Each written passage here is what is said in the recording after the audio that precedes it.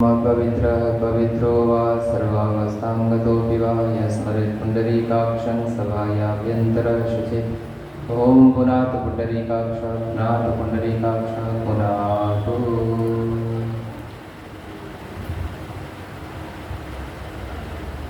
गायत्री मंत्र समूह से प्रार्थना एक साथ गाने की कृपा करें। ओम भूर्भुवः स्वः तत्सवितुर्वरेण्यं भर्गो देवस्य धीमहि धियो यो नः प्रचोदयात्।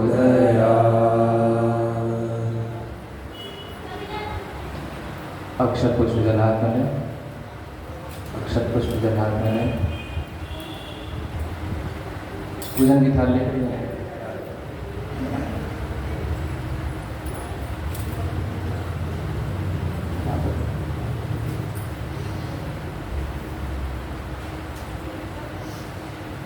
ओम गुरुर्ब्रह्मा गुरुर्विष्णु गुरुरेव महेश्वर गुरुरेव परब्रह्म तस्मै श्री गुरुवे नमः।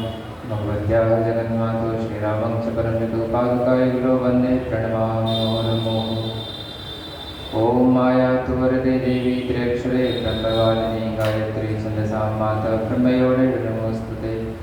ओम अस्तामया वरदा वेदमाता प्रचोदयन्तां पावमानि द्विजानाम् आयु प्राणं प्रजां पशुं कर्तेन्द्रवनं प्रवर्चसं मह्यं दत्त्वा प्रजतु धर्मलोकम्। ओम अभिप्सितार्थ सिद्ध्यर्थं पूजितो यस्सुरासुरैः सर्वविघ्नहरस्तस्मै गणाधिपतये नमः। ओम सर्वमंगलमांगल्ये शिवे सर्वार्थसाधिके शरण्ये त्र्यंबके गौरी नारायणी नमोस्तुते नारायणी नमोस्तुते। ओम व्यासाय विष्णुरूपाय व्यासरूपाय विष्णवे नमो वै ब्रह्मनिधये वासिष्ठाय नमो नमः वासिष्ठाय नमो नमः। ओम नमोस्तुते व्यासविशालबुद्धे पुल्लारविन्दाय येन त्वया भारतिते पूर्णः प्रज्वालितो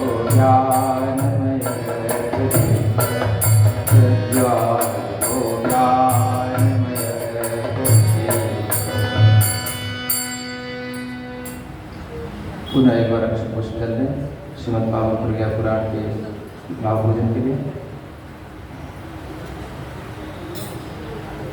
ओम मनोज्योतिरिष्टामाज्यस्य बृहस्पतिर्यदिमं तनोतुरिष्टं यदिमं समं ददातु विश्वे देवासय्यमार्यन्ताम् ओम प्रतिष्ठा। समर्पित कर दीजिए। परमपिता परमात्मा को साष्टांग नमस्कार करते हैं। ओम नमो स्वरन्ताय सहस्रमूर्तये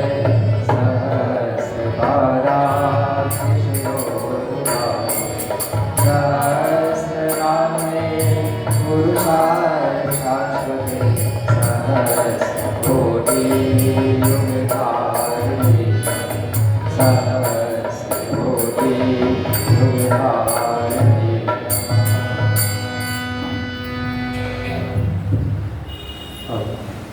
स्वागत व्यास मंच भाइयों को।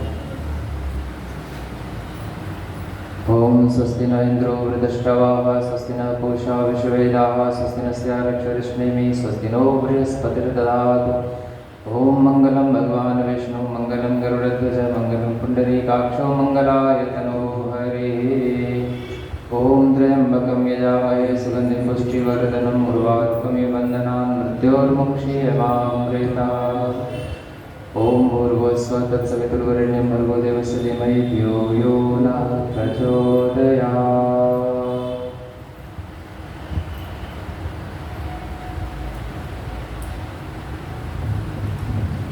ओम चैतन्यं शाश्वतं शान्तं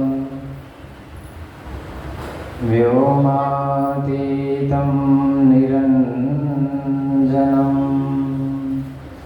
नादबिन्दुकलातीतं तस्मै तस्मै श्रीगुरवे नमः। ॐ भगवत्याः जगन्मातु श्रीरामं च परं पितु पादुकायुगलो वन्दे प्रणमामि मुहुर्मुहुः। ॐ नमोऽस्तु गुरवे तस्मै गायत्रीरूपिणे सदा यस्य वामृतं हन्ति विषं संसारसंयुगम्।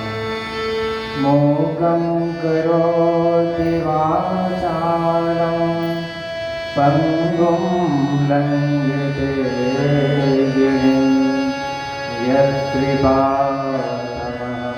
वन्दे परमानन्दमाधवम्। ॐ वसुदेवसुतं देवं कंसचाणूरमर्दनं देवकी परमानन्दं कृष्णं वन्दे जगद्गुरुं। सरस्वत्यै नमो नित्यं भद्रकाले नमो नमः। वेदवेदान्त वेदांग विद्यास्थाने च नमस्ते सदेते जगत्कारणाय नमस्ते ते सर्वलोकाय नमो दैत्यतत्त्वाय मुक्तिप्रदाय नमो ब्रह्मण्यापिने नमो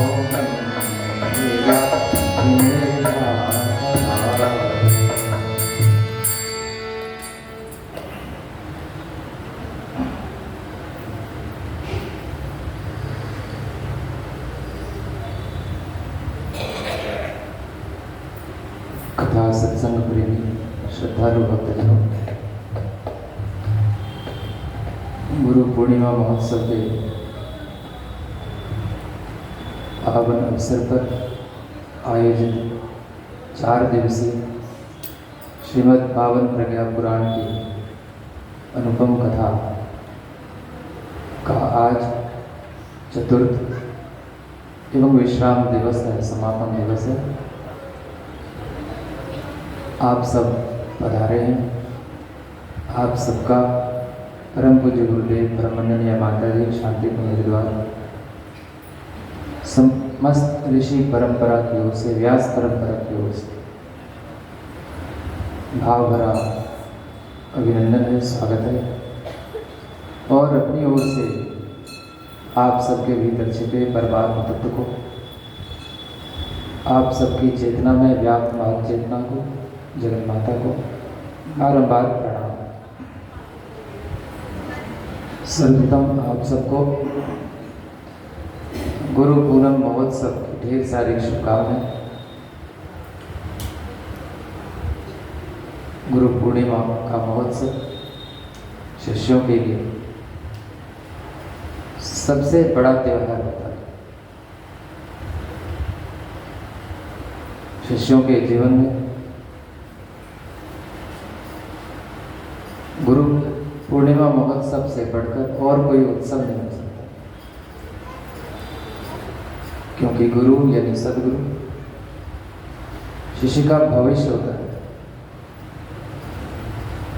शिष्य के जीवन का दर्पण होता है। उसके स्वर्णिम भविष्य के सूत्रधार होते हैं। और इस भवसागर में बड़े जीवों के एक समर्थ कर्णधार होते हैं, एक कुशल नाविक होते हैं। नाव के रूप में हम सबको मानव का शरीर मिला है, लेकिन अगर नाविक ना हो तो इस संसार सागर से उत्तीर्ण होना,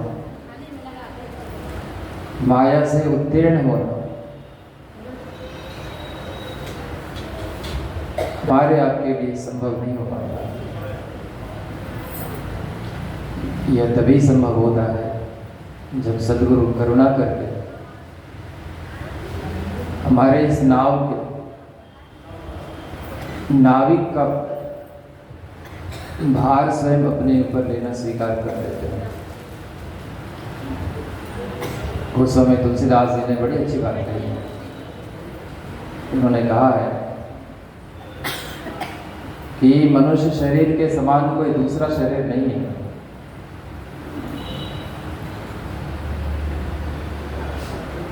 नर समान नहीं कवनि उदे,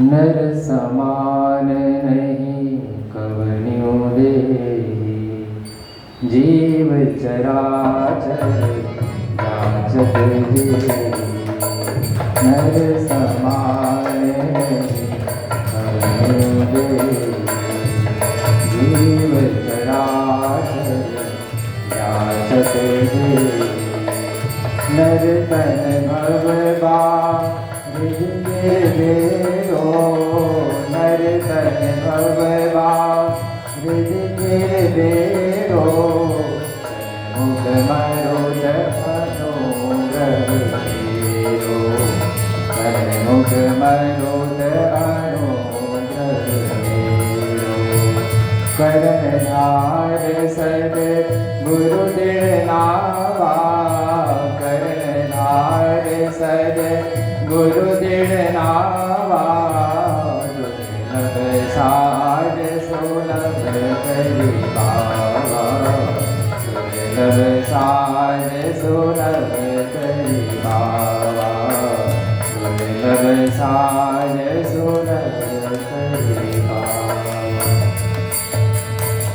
गोस्वामी जी कहते हैं कि मानव शरीर इस भवसागर को पार उतरने के लिए एक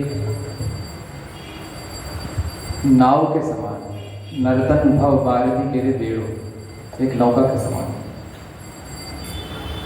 और परमात्मा का अनुग्रह अनुकूल हवा के समान है। सन्मुख मरुत अनुग्रह है, कर्णधार सदगुरु दृढ़ नावा, और इस दृढ़ नाव के जो कर्णधार हैं यानी खेवैया वो सदगुरु है।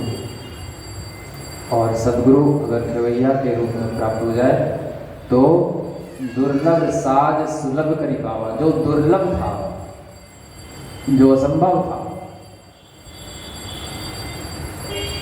वो सुलभ हो जाता है, आसान हो जाता है। तो ऐसे परम तत्व गुरु तत्व के पूजन का आज सर्वोत्तम त्योहार है, उत्सव है, गुरु पूर्णिमा महोत्सव है। गुरु को पूर्णिमा का चांद कहा जाता है। पूर्णिमा का चांद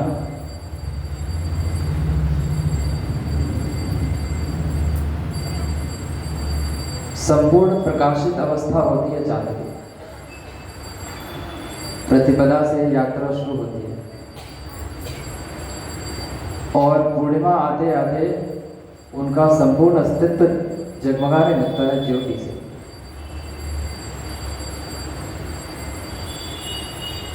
सविता देव की ज्योति, प्रतीक के रूप में सूर्य भगवान की ज्योति, गहराई से सोचे परब्रह्म की ज्योति, परमात्मा ज्योति, परम ज्योति। महापुरुष लोग कहते हैं कि हम उस परमात्मा ज्योति को सीधे ग्रहण नहीं कर सकते, हमारी वो क्षमता नहीं होती। जैसे भागीरथ जी ने जब तप कर कर माँ गंगा को पृथ्वी लोक पर आने को राजी कर लिए थे, तो एक बीच में समस्या खड़ी हुई कि उसके प्रचंड तेज को क्या धरती सह सकेगी, और इसके लिए शिव को मनाना पड़ा, शिव की सहायता ली गई। उसी प्रकार वो जो अखंड तेज है वो डायरेक्ट अगर शिष्य पर उतर आए तो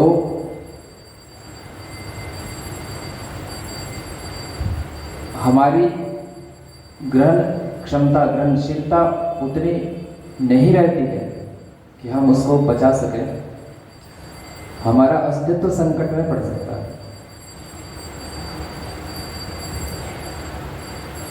हमारा जीवन संकट में पड़ सकता है। और इस महत्वपूर्ण अवसर पर एक तत्व है जो उस तेज को पहले ग्रहण करता है, उसे शीतल करता है, सौम्य करता है, उसे पचने योग्य, डाइजेस्ट होने योग्य बनाता है, और तब शिष्य को समर्पित करता है। जो काम पूर्णिमा का चांद करता है, सूरज से ज्योति पकड़ के संसार को देता है, वही काम सद्गुरु करते हैं। परमात्मा से ज्योति पकड़ के उसको सौम्य करके अपने शिष्य के अंदर उड़ेलते हैं। आज ऐसे पुनीत अवसर पर प्रज्ञा पुराण की पावन कथा का विश्राम दिवस है। यह हम सब के लिए बड़े गौरव का क्षण है, सौभाग्य का क्षण है।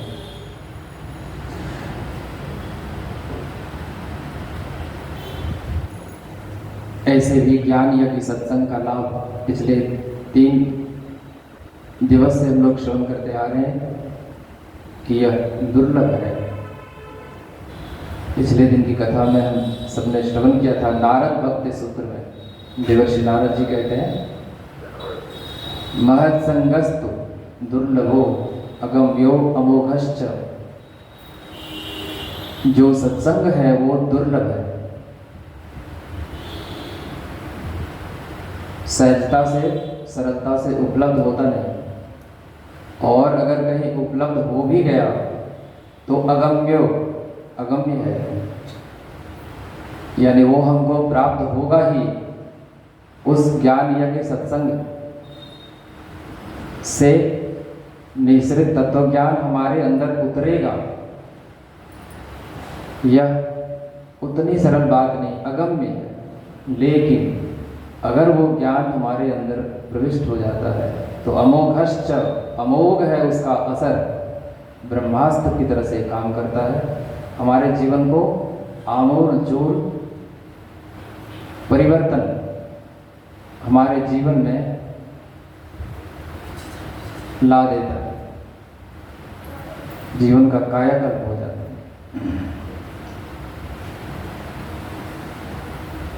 पिछले 3 दिनों से हम लोग सत्संग की महिमा श्रवण कर रहे हैं। आज एक महत्वपूर्ण सूत्र से कथा में प्रवेश हम लोग करें। अगर हमसे आपसे कोई पूछे कि सबसे बड़ा नर्क कौन सा है, नर्क 2-3 नर्क का नाम तो हम लोग सब जानते हैं, रौरव नरक, कुंभीपाक, गरम तेल में फ्राई किया जाता है, आदि आदि। सबसे बड़ा नरक कौन सा है? प्रश्न है कि सबसे बड़ा नरक कौन सा है। शायद इस प्रश्न के उत्तर में सत्संग का महत्व छिपा हुआ हो। तो आइए गोस्वामी तुलसीदास जी द्वारा रचित रामचरितमानस में इसके समाधान को ढूंढते हैं। प्रसंग है, विभीषण जी प्रभु श्री राम की शरणागति लेने समुद्र के इस पार पहुंचते हैं, और जब उन्होंने अपना परिचय दिया, नाथ दशानन कर्मे भ्राता निश्चर वंश जन्म सुनत राता आदि आदि, अपनी दीनता को प्रकट करते हैं। प्रभु प्रसन्न हो जाते हैं। प्रभु का एक नाम दीनानाथ है, हमारी दीनता से वो प्रसन्न हो जाते हैं, हमारी अकड़ से उनको नाराजगी होती है। अकड़ उनको अच्छा नहीं लगता, अकड़ किसी को अच्छा नहीं लगता, हम लोगों को भी अच्छा नहीं लगता। ये सामने आके अकड़े तो हम लोगों को खुद अच्छा नहीं लगता, तो भगवान को क्यों अच्छा? कितनी दीनता है विभीषण जी में ना। वो ये भी कह सकते थे, अपने पिताश्री का नाम ले सकते थे, बहुत बड़े ऋषि थे। अपने दादाजी का नाम ले सकते थे, ऋषि थे। अपने तपस्वी जीवन का जिक्र कर सकते थे, बहुत बड़े तपस्वी थे। अपने भागवत स्वरूप का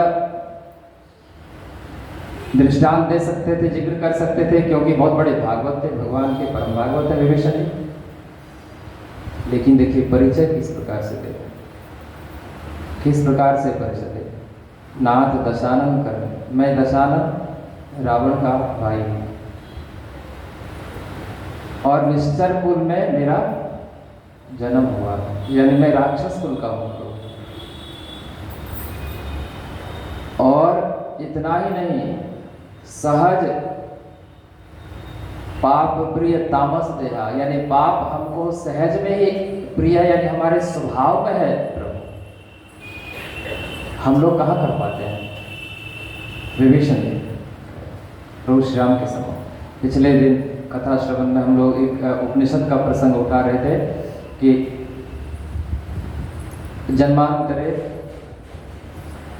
जन्मांतरे सत्कर्म परिपाकत्तु स्विकारम चिकीर्षति, यानी जन्म जन्मांतर के सत्कर्म का पुण्य का उदय होता है तो हमको अपने विकारों की याद आती है, अपने दोष द्रोणों पर हमारा ध्यान जाता है, और हम ये चेष्टा करते हैं समझने का कि इस दोष युक्त संसार में हमारा आना कैसे हुआ, कौन सा ऐसा कारण हुआ, कौन सी ऐसी त्रुटि हुई कि संसार में आना पड़ा, भव सागर में आना पड़ा। कोई ना कोई तो बात है।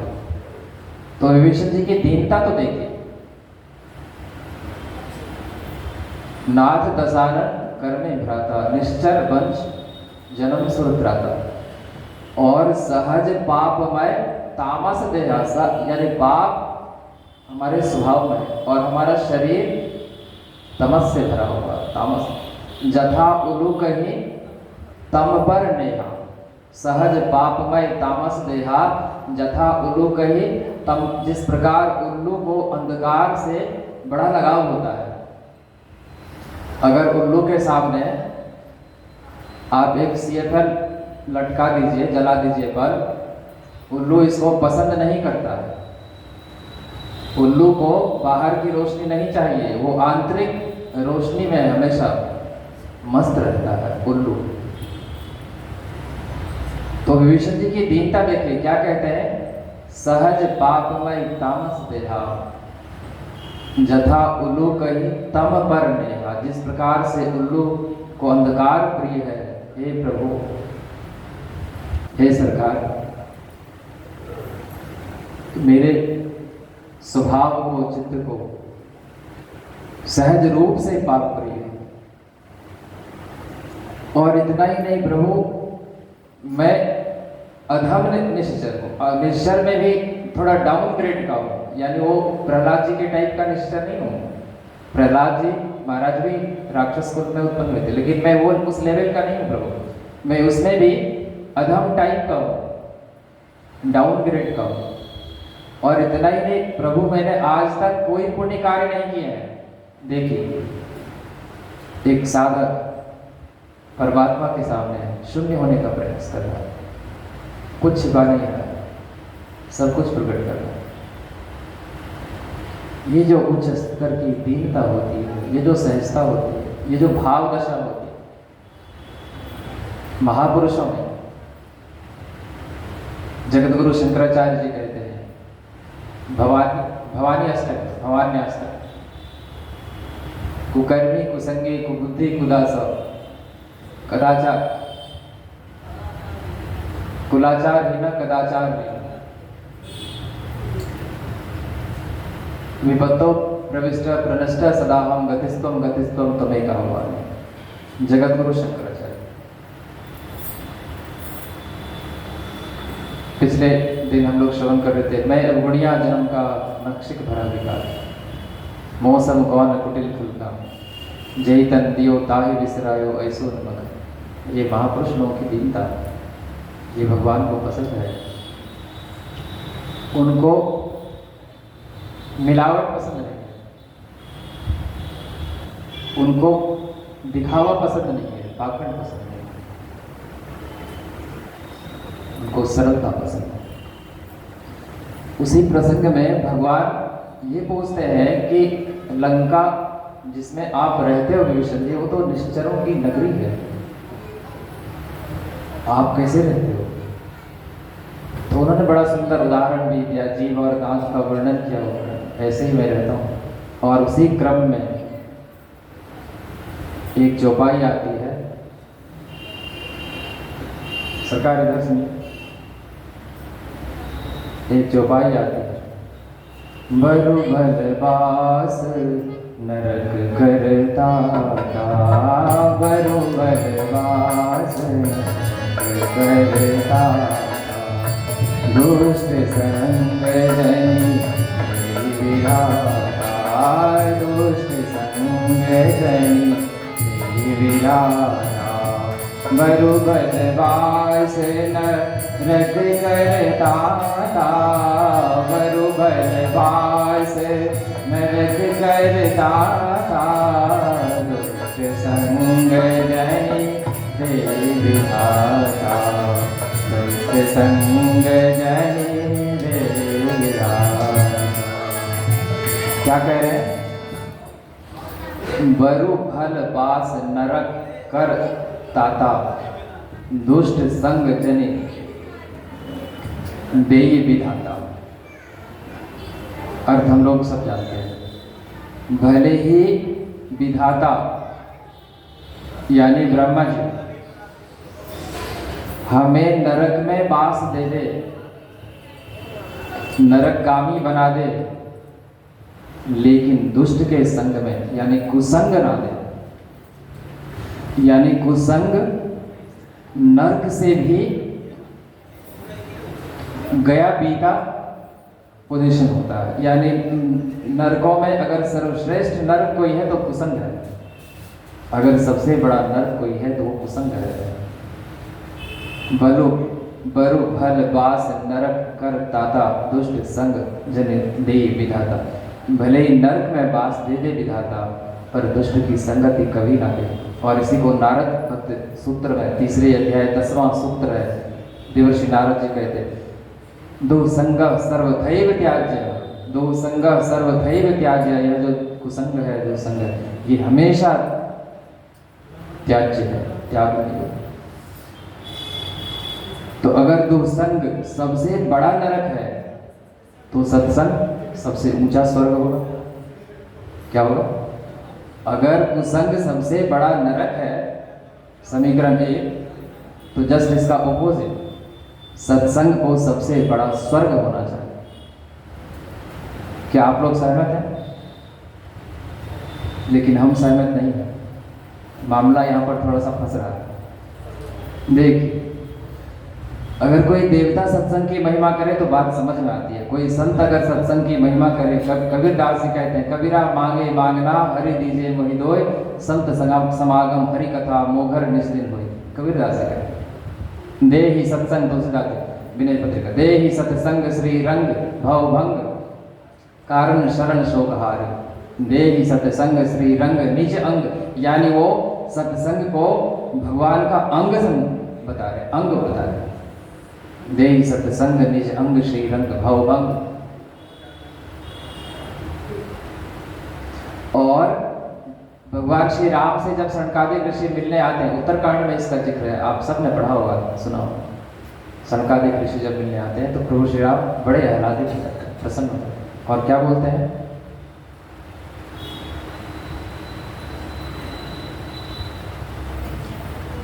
बोलते हैं, बड़े भाग पाए सतसंगा, बड़े भाग पाए सत्संगा, विनय प्रयास भवभंगा, विनय प्रयास भवभंगा।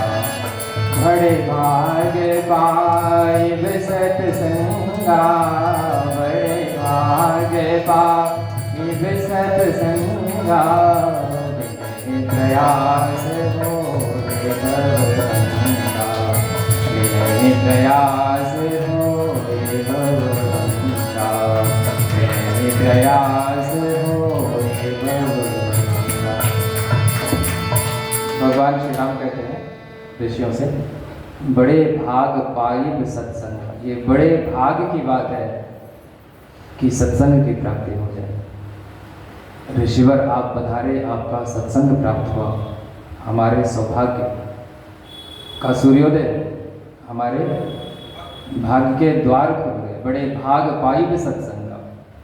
और जो इसकी दूसरी पंक्ति है, ये तो भयानक खूंखार है।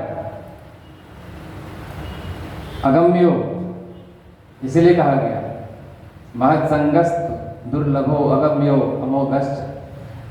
बड़े भाग पाइब सत्संगा, बिनहि प्रयास हो ही भव भंगा, यानी भवसागर से छुट्टी, सैल्वेशन, लिबरेशन, निर्वाण, महापरिनिर्वाण, विदाउट एनी एफर्ट, बिना किसी प्रयास के। भगवान हम नहीं कह रहे, हमारी कोई गलती नहीं इसमें, भगवान कह रहे हैं। भगवान कह रहे हैं बड़े भाग पाइब सत्संगा, और उसके फलस्वरूप क्या होगा?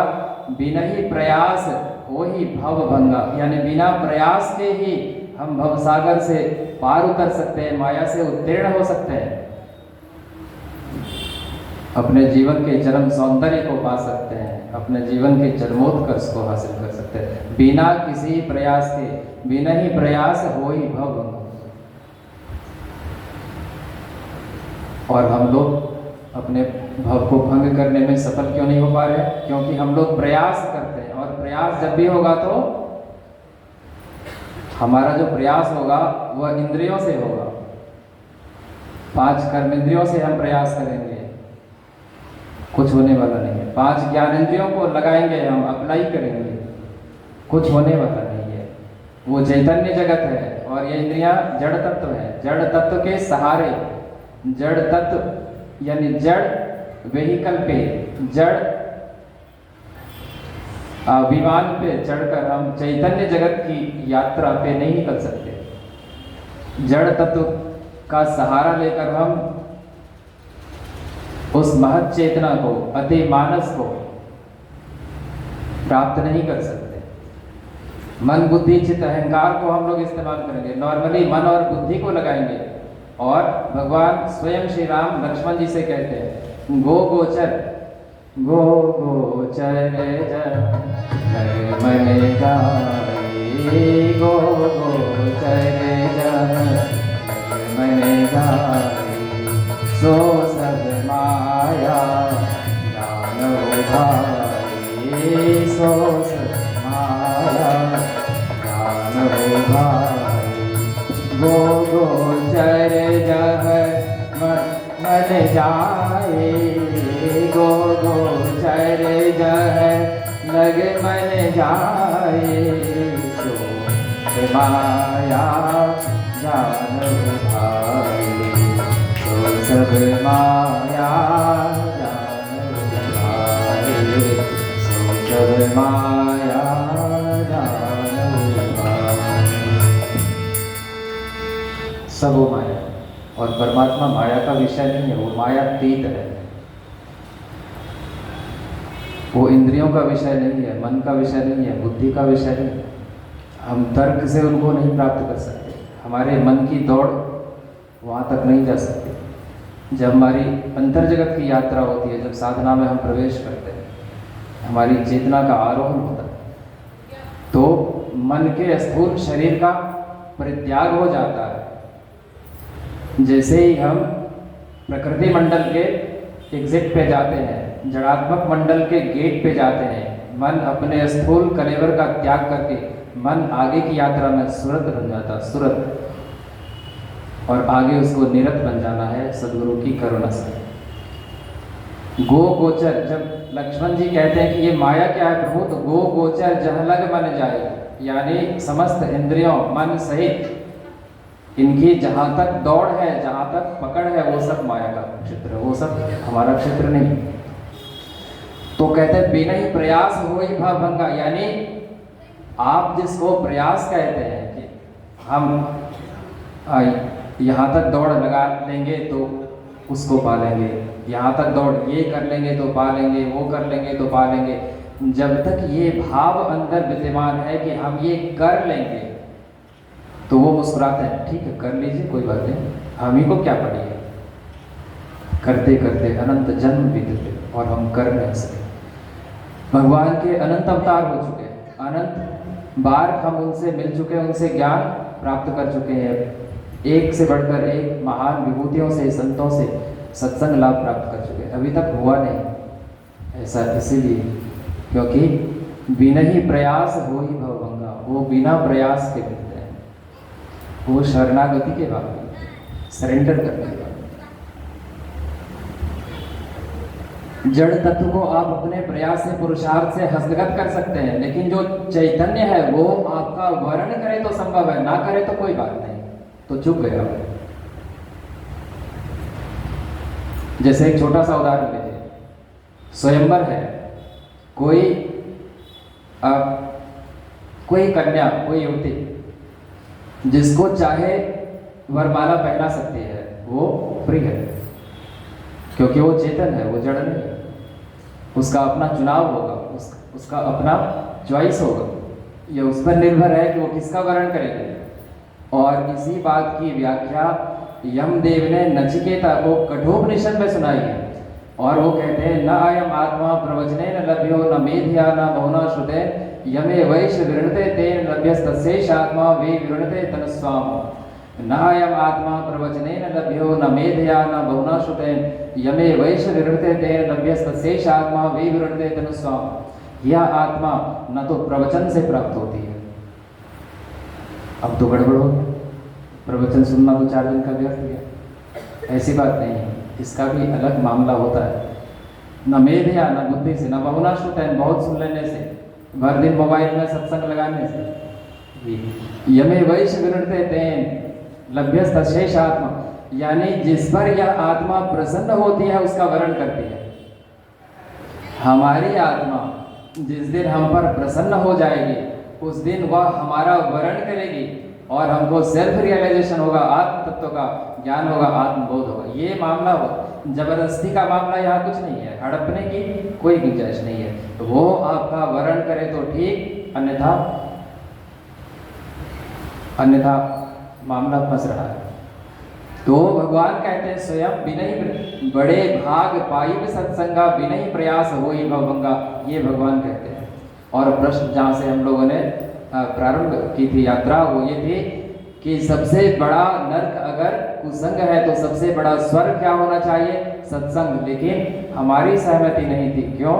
क्योंकि आइए एक फॉरेनर, एक विदेशी महिला जो न तो देव कुल की है और न तो मानव कुल की, वो राक्षस कुल की है, वो क्या कहती है सत्संग के विषय में? चलिए भैया। तात मोर अति पुण्य बहुता, तात मोर अति पुण्य बहुता, देखो नयन राम कर दोता, देखो नयन राम कर दोता। तात मोर अति पुण्य बहुता, तात मोर अति पुण्य बहुता, देखो नयन राम कर दोता, देखो नयन राम कर दोता, देखो नयन राम कर दोता। ये कौन कह रहे हैं? राजेश बाबू कौन कह रहे हैं? लंकिनी, लंका के गेट पर हनुमान जी महाराज की पहली मुलाकात जिनसे होती है, फर्स्ट फॉरेन लेडी से, प्रथम विदेशी महिला से जो राक्षस कुल की है, लंकिनी, लंका के गेट पर उनके द्वार की रक्षा करने के लिए वो भगवान ब्रह्मा जी के द्वारा नियुक्त की गई है, direct appointed by lord Brahma ji, कोई साधारण नहीं है वो। और एक घोषा में उनके अंदर की प्रज्ञा जागृत होगी। आज प्रज्ञा की बात होगी, आज भगवान की लीला कथा भी होगी। एक मुक्का में क्या था? मुष्टिका एक महाकपि यानी रुधिर वमत धरनी धनमनी, एक मुक्का और उसको ज्ञान हो गया। एक मुक्का मगर ज्ञान हो जाए, एक मुक्का मगर ज्ञान हो जाए तो हमको लगता है कि एक आध मुक्का हम लोगों को भी लग ही जाता तो अच्छा होता। क्या मनोज जी, अगर एक के मुक्का में ज्ञान हो जाए, मामला सॉल्व हो जाए, सारा प्रॉब्लम हो जाए रिजॉल्व, तो सौदा कैसा है? सस्ता नहीं है सर। एक बड़ी प्यारी कथा है।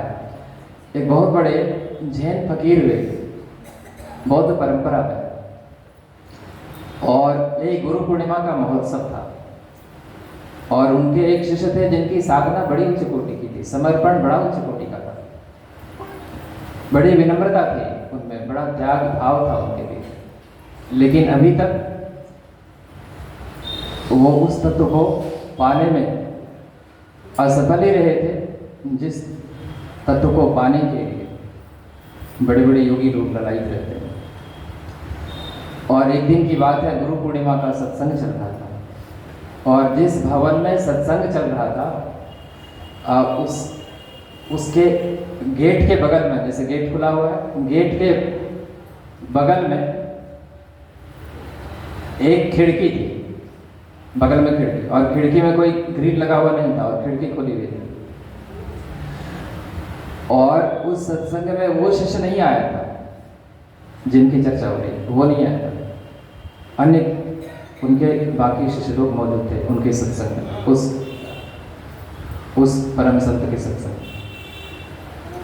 और कथा चल ही रही थी, सत्संग ज्ञान यज्ञ चल ही रहा था कि वो अनायास बिना पूछे वो उस गेट से अंदर प्रवेश करता। तो जिनको गेट का दायित्व दिया गया था कि बिना पूछे किसी को अंदर नहीं आने देना, अब वो सजग होता है और गेट को क्या करता है, वो तुरंत लगा देता है, लेकिन खिड़की खुली हुई थी। और जो गुरु थे वो बड़े हट्टे कट्टे थे, वो तत्काल उठते हैं अपने आसन से और उसको ऐसे पकड़ के और खिड़की से बाहर फेंक देते हैं, उठा के फेंक दिए खिड़की से बाहर। ये सदगुरु अपने परम शिष्य उठा के खिड़की के बाहर फेंक देते, और जैसे ही खिड़की के बाहर फेंकते हैं वैसे ही उनकी समाधि लग जाती है, और उसी दिन उसको, उसी क्षण उसको आत्मज्ञान प्राप्त हो जाता है। कुछ समय के पश्चात, तब तक सत्संग खत्म हो चुका होता है, वो आता है और साष्टांग दंडवत देते हुए, विनम्रता से आंसू बहाते हुए, प्रेमाश्रु अपनी आंखों से बहाते हुए वो अपना अहोभाव, अपनी कृतज्ञता ज्ञापित करता है कि हे प्रभु, हे सद्गुरुदेव, हे भगवान, ऐसी ही कृपा दृष्टि सदा इस दास पर आपकी बनी रही। अब बाकी को लगता है कि इसको तो उठा के फेंक दिया बाहर, माथा का पता नहीं क्या हुआ होगा, लगता है माथा में कुछ गंभीर चोट है, मानसिक स्थिति इनकी थोड़ी सी डगमगा गई है, इसीलिए ऐसा दुर्व्यवहार गुरु के द्वारा किए जाने के बावजूद ये गुरु से कहता है कि प्रभु ऐसी ही कृपा दृष्टि बनाए रखना। तो एक मुक्का में अगर ज्ञान हो जाए तो सस्ता। और वो क्या कहते हैं, तात मोर अति पुण्य बहुता, देखे उन्हें नाम कर दूता। पूरा ज्ञान में आ गई, पूरी ज्ञान की दशा में आ गई है, उसके ज्ञान चक्षु खुल गए, और जो उनको कहा गया था वो सब उनको स्मरण हो गया। और इतना ही नहीं, आगे जो उन्होंने कहा, ये बड़ा कीमती तत्व, उन्होंने कहा तात स्वर्ग अपवर्ग सुखा धर ही तुला एक अंग, तूल न ताही सकल मिली जो सुख लब सत्संग। ध्यान दीजिए, तात स्वर्ग अपवर्ग सुखा धर ही तुला एक अंग, तूल न ताही सकल मिली जो सुख लब सत्संग। यानी एक आप तराजू लाइए हनुमान जी महाराज, उन्होंने कहा मेरे पास एक अंगूठी मात्र है, तराजू नहीं है। तो उन्होंने कहा कि बाद में मौका लगे, जब सब काम सब ठंडा हो जाए, ये लंका एपिसोड सब ठीक हो जाए, एक तराजू आप ले आइए और उसके एक पन्ने पर रखिए कौन सा सुख, तात स्वर्ग का सुख रख लीजिए, और अपवर्ग का सुख मतलब वैकुंठ का सुख। अपवर्ग का मतलब होता है कार्य की समाप्ति। राजेश बाबू संस्कृत के आचार्य हैं, अपवर्ग तृतीया। अपवर्ग मतलब कार्य की समाप्ति, यानी हमारी जर्नी समाप्त हो गई, यानी हम अपने धाम को वापस लौट गए, यानी हम घर वापस आ गए। कार्य की समाप्ति, ये मोक्ष का सुख है। अपवर्ग तो स्वर्ग का सुख प्लस अपवर्ग का सुख, on the one pain of the balance, एक पलड़े पर, तराजू के एक पलड़े पर, और दूसरे पर सत्संग के अनेकानेक क्षणों का संपूर्ण सुख नहीं। तूल न ताही सकल मिली, जो सुख लव सत्संग, लव एक क्षण का सत्संग का जो सुख है वो उसकी बराबरी का नहीं है। ये पता कब चलता है? जब शरीर छूटने वाला रहता है या छूट चुका होता है, जब हम अशरीरी हो जाएंगे और हम अपने प्रारब्ध को भोगने के लिए विवश हो जाएंगे। नया कुछ भी करने की हमारी नहीं रह सकेगी योग्यता, पात्रता, हैसियत। जब हमारे वश में कुछ भी नहीं रहेगा, हमारे हाथ से सारा चीज चला जाएगा, उस वक्त इस चीज की याद आती है। तो तात स्वर्ग अपवर्ग सुखा धरे तुला एक अंग, तूल न ताही सकल मिली, जो सुख लव सत्संग। और इससे पहले प्रश्न था कि सबसे बड़ा स्वर्ग सत्संग। अगर सबसे बड़ा सुख स्वर्ग का सुख, सत्संग का सुख अगर स्वर्ग के सुख के पैरेलल होता, तो यहाँ पर लंकिनी जो ज्ञान की दशा में कह रही है कि स्वर्ग प्लस अपवर्ग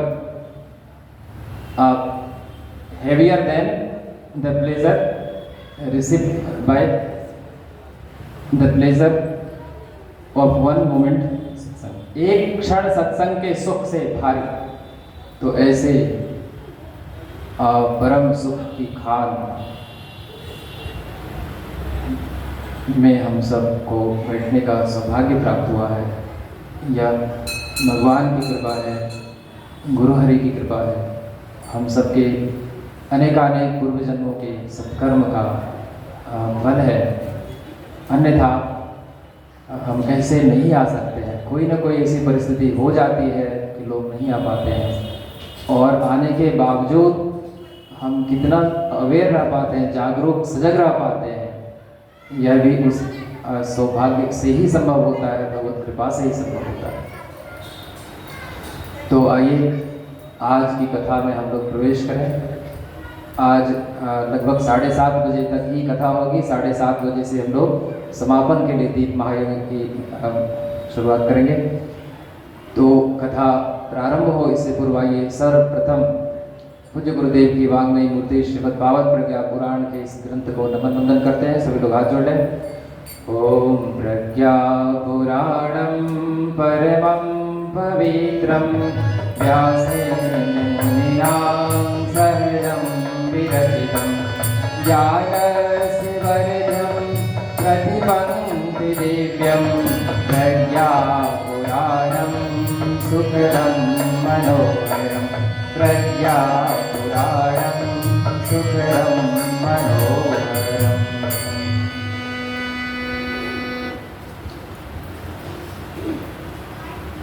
अब तक की कथा में हम लोगों ने श्रवण किया देवर्षि नारद एवं भगवान श्री हरि के बीच का संवाद, महाप्राज्ञ ऋषि पिपलाद एवं अष्टावक्र आदि पंच ऋषियों के बीच का संवाद, एवं महर्षि धौम्य एवं सद्गृहस्थों के बीच का संवाद। लेकिन आज की कथा का संबंध प्रथम दिवस की कथा से डायरेक्ट है। प्रथम दिवस की कथा में देवर्षि नारद जी संसार की जो दयनीय दशा है उससे खिन्न होकर, उससे दुखी होकर, निराश हताश होकर भगवान श्री हरि के धाम में पधारते हैं और भगवान के सम्मुख कुछ प्रश्न उपस्थित करते हैं। प्रथम दिवस की कथा में हम लोगों ने संपूर्ण प्रश्नों का जिक्र नहीं किया था, केवल 2 प्रश्नों का जिक्र किया था। आज अन्यान्य प्रश्नों का हम लोग थोड़ा सा जिक्र कर लेंगे, लेकिन